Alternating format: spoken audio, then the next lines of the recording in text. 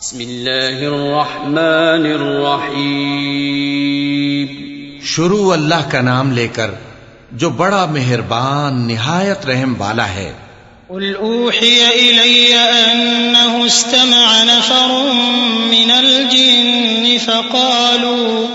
فقالوا انا سمعنا قرآنا عجبا يهدي إلى الرشد فآمنا به ولن نشرك بربنا أحدا وأنه تعالى جد ربنا ما اتخذ صاحبة ولا ولدا وأنه كان يقول سفيهنا على الله شططا وأنا ظننا أن لن تقول الإنس والجن على الله كذبا وأنه كان رجال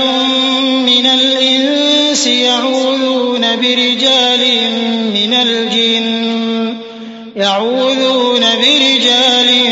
من الجن فزادوهم رهقا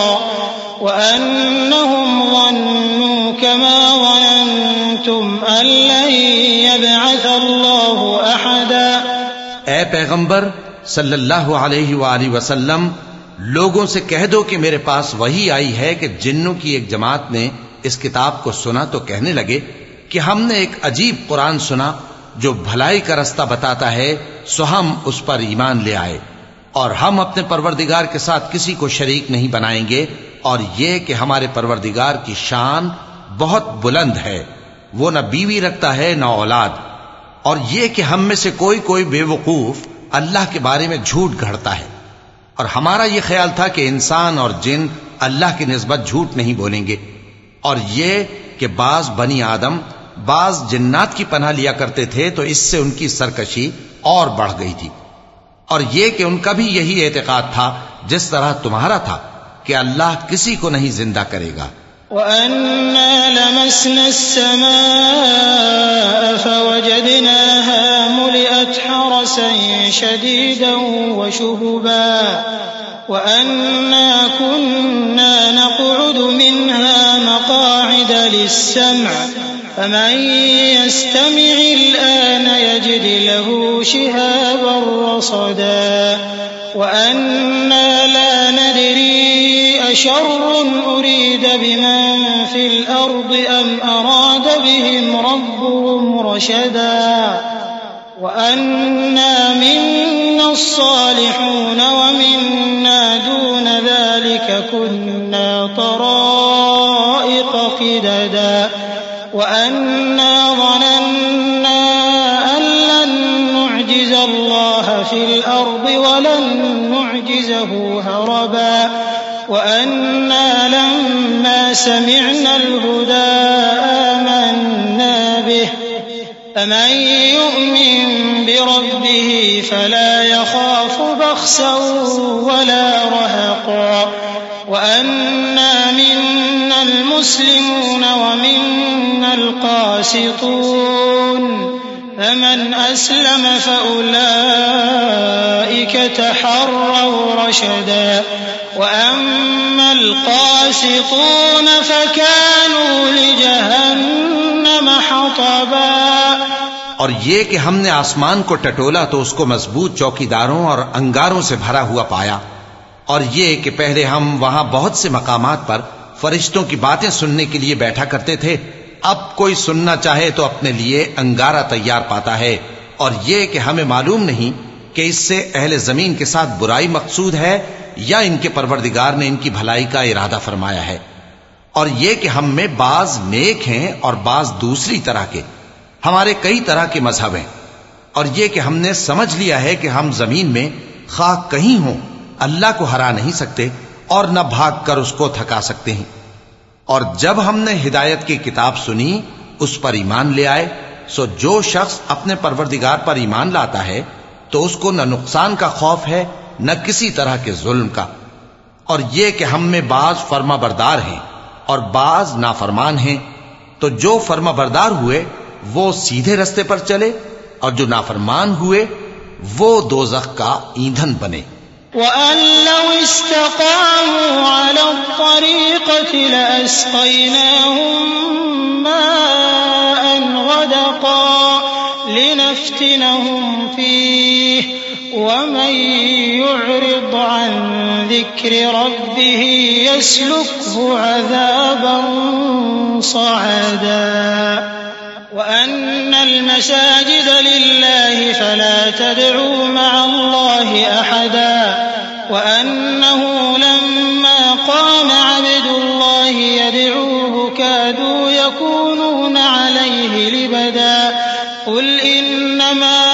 أدعو ربي ولا أشرك به أحدا قل إني لا أملك لكم ضرا ولا رشدا قل إني لن يجيرني من الله أحد ولن أجد من دونه ملتحدا. اور اے پیغمبر صلی اللہ علیہ وآلہ وسلم یہ بھی ان سے کہہ دو کہ اگر یہ لوگ سیدھے رستے پر رہتے تو ہم ان کے پینے کو بہت سا پانی دیتے تاکہ اس سے ان کی آزمائش کریں، اور جو شخص اپنے پروردگار کی یاد سے منہ پھیرے گا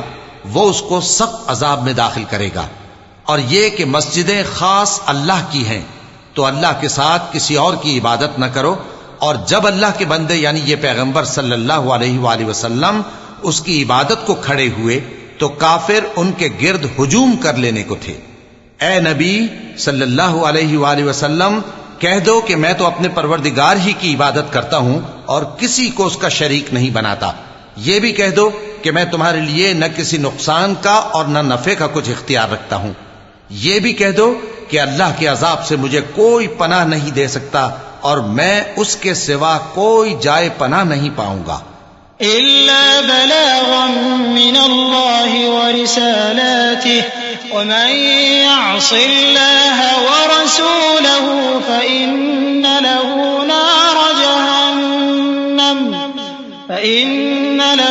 نار جهنم خالدين فيها